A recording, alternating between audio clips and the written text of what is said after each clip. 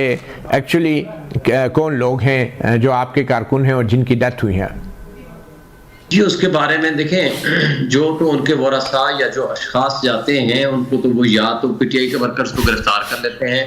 اور جو ہیں ہمارے ورثاء جاتے ہیں ان کو وہ دینے کو تیار نہیں ہیں۔ اب جو نامعلوم والی بات ہے، ان آئیڈینٹیفائڈ، جو کل سے ہم کہہ رہے ہیں، اس کے لیے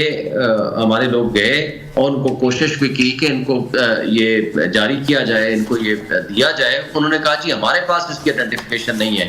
انہوں نے کہا ہم پروسیس کریں گے۔ انہوں نے پولیس کو بلا کے ان کے تھم امپریشن لیے۔ انہوں نے کہا کہ جو آپ اس کی جب تک شناخت نہیں ہوتی تب تک ہم وہ لاش حوالے نہیں کریں گے۔ یہ کل کی رپورٹ ہے۔ اور تو لہٰذا دیکھیں، جو جب گورنمنٹ ہاسپٹلز اس طرح جھوٹ بولنے پہ آ جائیں، جب گورنمنٹ نمائندے، آج آپ نے دو بظاہر معتبرین، مگر وہ معتبرین نہیں تھے، وہ غلام بیوروکریسی اور جس طرح یزیدیت پہ یقین رکھنے والے دو اشخاص تھے، انہیں کہا جی ایک گولی نہیں چلی، اور کوئی محسن نقوی کی آپ سٹیٹمنٹ دیکھیں، کوئی ایک لاش دکھا کے لے گئے، کوئی ایک میرے خیال میں یہ ہم تھوڑے شارٹ چلا دیتے ہیں۔ یہ عطا تارڑ صاحب کا شاید شارٹ ہے، سنتے ہیں وہ کیا کہہ رہے ہیں۔ پولی کلینک کی انتظامیہ کی طرف سے ایک سٹیٹمنٹ آئی ہے جس میں انہوں نے کہا ہے کہ یہاں کوئی لاشیں نہیں آئی۔ حالانکہ واٹس ایپ گروپس کے اندر اور سوشل میڈیا پلیٹ فارمز کے اوپر تحریک انصاف والے صبح سے یہ اس چیز کا پرچار کر رہے تھے کہ جی لاشیں گری ہیں، یہ دیکھیں جی یہ 2 ڈیسیزڈ ہیں، اس کی لسٹ ہے۔ یہ واحد سیاسی جماعت ہے جو لاشوں کی تلاش میں رہتی ہے، جو کوئی لاش ملے تو کہتے ہیں جی ہمارے لوگ جو ہیں وہ شہید کیے گئے ہیں۔ میں کل رات ڈی چوک سے لے کے 7th ایونیو تک میں نے پورا جو ہے اس ایریا کا چکر بھی لگایا۔ میں رات گئے یہاں موجود بھی رہا، اور کوئی نہ گولیوں کے خول تھے، نہ کسی قسم کی یہاں پہ فائرنگ ہوئی، نہ ان کے لوگوں کو جو ہے وہ ڈائریکٹ ٹارگٹ کیا گیا۔ میں سختی سے تردید کرتا ہوں جو یہ لاشیں گرنے کی بات کر رہے ہیں، ثبوت دیں اس کا، بتائیں کدھر ہے پوسٹ مارٹم رپورٹ، کہاں ہے وہ ریکارڈ۔ جھوٹی جو ہے وہ ایک بیانیہ گھڑنے میں تو آپ بڑے تیز ہوتے ہیں، مگر موقع سے آپ فرار ہوئے ہیں۔ جو 150 پولیس والا زخمی ہے، جو 4 رینجرز کے اہلکار شہید ہوئے ہیں، جو 2 پولیس کے اہلکار شہید ہوئے ہیں، جو آپ کے لوگ اسلحہ چلاتے دیکھے گئے ہیں، بنٹے غلیلوں سے چلاتے دیکھے گئے ہیں، جو آپ کے لوگ باقاعدہ آن ریکارڈ شیل فائر کر رہے ہیں، ان تمام لوگوں کے حوالے سے آپ کے پاس کیا جسٹیفیکیشن ہے؟ بہرحال بڑے ہی افسوسناک بات ہے۔ یہ وزیر اطلاعات ہیں جو بلیو ایریا کے اندر لاشوں کو تلاش کرتے رہے ہیں، ان سے اتنا نہیں ہوا کہ اپنے ہسپتالوں کا سرکاری ریکارڈ دیکھ لیتے ہیں۔ آج پولی کلینک کے اندر میں نے خود جا کر وہاں کے متعلقہ ڈاکٹر سے اس فہرست کے حوالے سے سوال کیا جو پولی کلینک کی فہرست تھی، اور جو فہرست ہمیں ملی اس فہرست کی پولی کلینک کے ذرائع نے تصدیق کی ہے، اور ساتھ میں یہ بھی کہا ہے کہ یہ 28 کی نہیں، یہ کل 29 جو ہیں لوگ ہیں، جن میں سے 2 ڈیڈ ہیں، اور یہ گن شاٹ ہے۔ جو فہرست ہے پولی کلینک کا جو ریکارڈ ہے اس میں باقاعدہ مینشن ہے کہ یہ گن شاٹ وونڈز ہیں، اور جو گن شاٹ وونڈز ہیں وہ 28 کے قریب لسٹ میں ان کا ذکر ہے، اور عطا تارڑ کہہ رہے ہیں کوئی گولی کا نشان نہیں ہے، جس میں سے 2 جو ہیں ان کو گن شاٹ کا وونڈ سے وہ ایکسپائر ہوئے ہیں، اور تیسرا جو ڈیڈ باڈی ہے اس کی ابھی شناخت نہیں ہو رہی، مگر وہ بھی گن شاٹ وونڈ ہے۔ اور یہ 26 نومبر کی پولیٹیکل پروٹیسٹ کے دوران یہ تمام لوگ جو ہیں ان کو لایا گیا علاج کی غرض سے پولی کلینک میں۔ اسی طرح جو پمز کا ریکارڈ ہے، پمز کا ریکارڈ بھی بڑا ہی میں سمجھتا ہوں کہ آنکھیں کھول دینے والا ہے، خاص طور پہ عطا تارڑ صاحب کی آنکھیں کھول دینے والا ہے۔ اور اس کے مطابق بھی فائر آرم انجریز جو 26 نومبر کی رات کو پمز کی ایمرجنسی میں ریسیو ہوئی وہ 6 تھی، اور اس میں فائر آرم انجریز باقاعدہ لکھا ہوا ہے پمز کے ریکارڈ میں کہ یہ فائر آرمز انجریز ہیں۔ اور جو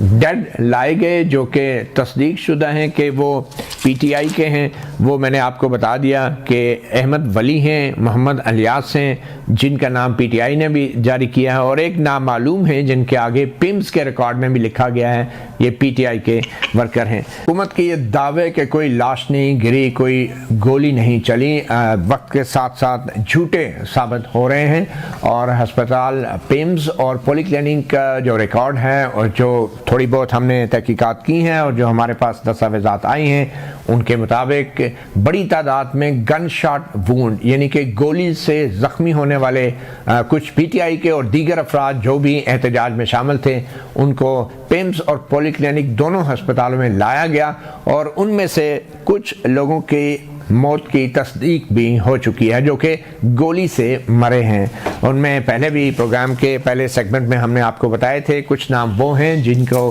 PTI के जो रहनुमा हैं शेख वकास अकरम उनकी ट्वीट में भी जिनका जिक्र किया गया था और कुछ दीगर नाम भी हैं। बहरहाल हस्पताल की इंतज़ामिया की तरफ से इस हवाले से तावन नहीं किया जा रहा, ना तो ही पिम्स और ना ही पॉली क्लिनिक, मगर एक जो सबसे बड़ा रद्द-ए-अमल आया है जिसको हम ज़मीर की आवाज़ भी कह सकते हैं क्योंकि इसमें कोई शक नहीं कि जो सियासतदानों का रद्द-ए-अमल था और जो मीडिया पे बैठे कुछ सहाफ़ी और एंकरों का रद्द-ए-अमल था वो इतना मज़ाक़ खेज़ और तज़हीक आमेज़ था कि PTI और इमरान खान की दुश्मनी में आम लोगों पर चलने वाली गोलियों का भी एहसास नहीं किया गया और मजाक उड़ाया गया कि लोग भाग गए, फरार हो गए और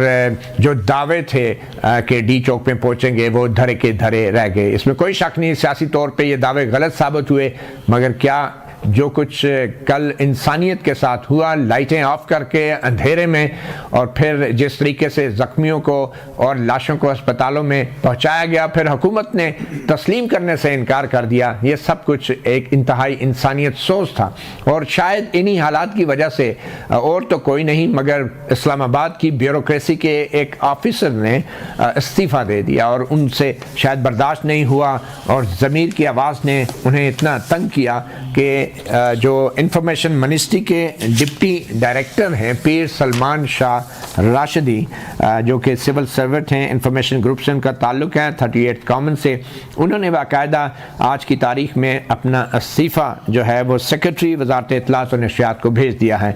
और हमारे साथ इस वक्त मौजूद हैं पीर सलमान शाह राशिदी साहब। राशिदी साहब बहुत शुक्रिया आपने हमें ज्वाइन किया है। ये बड़ा ही अनप्रेसिडेंटेड है, बहुत रेयर होता है कि कोई सरकारी मुलाजिम इस तरह के सियासी हालात के ऊपर अपना यूं रद्द-ए-अमल दे कि अपनी सारी उम्र की नौकरी उससे दस्तबरदार हो जाए और इस्तीफ़ा दे दे। तो आपको क्यों ऐसा करना पड़ा, किस चीज़ ने आपको मजबूर किया, क्या देखा आपने? बहुत शुक्रिया मतुल्ला साहब, थैंक यू वेरी मच, आपने मुझे लिया। देखिए बात यह है कि ये तो हर इंसान पर डिपेंड करता है कि वो ज़मीर पर फैसला करता है कि नहीं करता, लेकिन असल में मैंने किसी सुनी सुनाई बात पर ना मैंने ये फैसला नहीं किया। अब बदकिस्मती से मैं उसी इलाके में ही रहता हूँ डी चौक के करीब, तो मैं जब ये धरना ये जो जुलूस था PTI का जब ये पहुंचा है कोई मेरे घर के करीब, तो हम दोपहर को कोई धमाके, कोई लोगों की आवाज़, कोई गानों की आवाज़ सुन तो रहे थे, लेकिन कोई 11 बजे हुआ उसके बाद एकदम एक हड़बड़ सी मची और बहुत सी हमें फायरिंग की आवाज़ मुझे सुनने को मिली। तो हम नीचे उतर गए अपने फ्लैट से। जब हमने नीचे देखा तो मुझे तो क़यामत सुगरा का माहौल नजर आया, लोग भाग रहे हैं, उसमें नौजवान भी थे, उसमें कुछ बूढ़े भी थे और जाहिर बात है मेरे लिए ये बहुत एक पुरसोस एक लम्हा था कि जब मैं अपने मुल्क के लोगों को देख रहा हूँ और उनमें से कोई भी मुसल्ला नहीं था। एक नौजवान लड़का मेरे करीब आया, हम और भी 2-3 लोग खड़े हुए थे, तो वो आया, उसकी टांग पे गोली लगी हुई थी और वो मुझसे पिम्स का रास्ता पूछ रहा था कि भाई मुझे पिम्स का रास्ता बता दें ताकि मैं चला जाऊं। खैर हम तो जाहिर बात है क्योंकि वो हंगामा इतना हो रहा था हम उसकी मदद नहीं कर पा रहे थे, लेकिन बहरहाल को एक टैक्सी वाला गुजर रहा था, उसने उसको जल्दी से बिठा के वो वहां ले गया। लेकिन मैं ये कहता हूँ कि हम सिविल सर्वेंट्स किसी भी मखसूस हुकूमत के मुलाजिम नहीं है कि हम उनकी डायरेक्शंस लें। हम सिविल सर्वेंट्स रियासत पाकिस्तान के मुलाजिम हैं और रियासत पाकिस्तान के मुलाजिम की हैसियत से हम सिर्फ आइन और कानून के पाबंद हैं। अगर कोई भी हुकूमत आपसे मावराए आइन या मावराए कानून कोई तकाजा करती है तो मेरे ख्याल से सिविल सर्वेंट्स को वो नहीं करना चाहिए। अब मैं तो ऐसी किसी जिम्मेदारी पर तैनात नहीं था कि मैं उस तरह करता, लेकिन मैंने जो कल हालात देखे तो मैं पूरी रात सो नहीं सका और उसके बाद फिर मैंने यही कहा कि मेरे ख्याल से मैं कम से कम ये हिस्सा डाल सकता हूँ मुल्क और कौम के लिए कि मैं सिस्टम से अपने आप को अलग कर लूँ। मतलब एक लोग थे وہ اپنا ایک آئینی حق ادا کرنے آئے, آپ انہیں کرنے دیں. اگر نہیں, دیکھیں پیپلز پارٹی کے دور میں طاہر القادری آئے تھے, وہ کفن بھی باندھا ہوا تھا, انہوں نے ایس ایس پی پر بھی تشدد کیا تھا, لیکن پاکستان پیپلز پارٹی نے گفت و شنید سے ان کو بھیج دیا. عمران خان کے دور میں ٹی ایل پی والے آئے, عمران خان کے دور میں مولانا فضل الرحمان آئے, بلاول بھٹو زرداری صاحب آئے, لیکن وہ بھی گفت و شنید سے ہو گیا. یہ مطلب میرے خیال سے, اور میں نے کوئی سنی سنائی بات نہیں, میں نے خود اپنی آنکھوں سے دیکھا ہے اور کانوں سے سنا ہے, لوگوں کو بھاگتے ہوئے دیکھا ہے, لوگوں کی میں نے چیخو پکار سنی ہے, میں نے ان کو دیکھا ہے. ایک نوجوان لڑکا میرے پاس آیا کہ بھائی اگر آپ میری یہ موٹر سائیکل کھڑی کر سکتے, اور ہم مدد بھی نہیں کر سکتے تھے, ہم اتنے خوف زدہ تھے. تو لہٰذا میں نے اپنی بے بسی دیکھی, اور میں ہرگز اس چیز میں نہیں آ سکتا کہ میں اپنے تاریخ میں ان لوگوں کے ساتھ اپنا نام لکھواؤں جو اپنے ہی لوگوں پر ظلم و جبر کر رہے ہیں. ٹھیک, تو بس اس لیے مگر راشد صاحب, آپ کے جو ٹویٹر ہینڈل ہے, آپ پہلے بھی سیاسی نوعیت کی کچھ ٹویٹس کرتے رہے ہیں اور پی ٹی آئی کی حمایت میں بھی ٹویٹس کرتے رہے ہیں, تو بطور سول سرونٹ کیا ایسا آپ کو کرنا چاہیے؟ دیکھیں آئین کا آرٹیکل 19 ہے جس میں مجھے یہ حق حاصل ہے کہ میں فریڈم آف ایکسپریشن کروں. جب تک میرے کوئی بھی اسٹیٹمنٹ میرا کسی ریاست کے کسی ادارے کو یا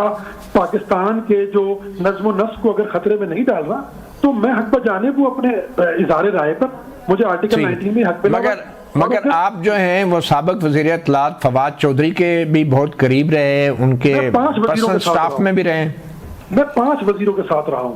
میں پیپلز پارٹی کے وزراء کے ساتھ رہا ہوں, میں پی ٹی آئی کے شبلی فراز, فواد چودھری, اور میں بلاول بھٹو زرداری صاحب کے ساتھ بھی 6 مہینے رہا. اور میری تو نوکری یہی تھی, تو اس کا ہرگز یہ مطلب نہیں ہے کہ فواد چودھری صاحب کے ساتھ آپ میرا نام منسوخ کریں. مگر آپ جو ہے کسی خفیہ ادارے میں بھی آپ کام کرتے رہے, تو آپ کے لیے یہ سب کچھ اتنا حیران کن کیوں تھا؟ خفیہ ادارے میں کوئی بہت اچھے کام تو نہیں ہوتے؟ نہیں, مطلب وہ تو میں اپنے کریئر, دیکھیں سول سروس جوائن کرنے سے پہلے جو میں نے سب سے پہلے جوائن کی تھی, وہ میں نے ایک سیکیورٹی ادارہ جوائن کیا تھا, اور بالکل مجھے اپنے اس روزگار پر بھی, اپنی اس نوکری پر آج تک فخر ہے. میں نے 1 سال وہاں کام کیا, اس کے بعد پھر میں نے CSF کر کے میں اپنی سول سروس میں آ گیا, انفارمیشن گروپ میں نے جوائن کیا. ٹھیک ہے, چلیں.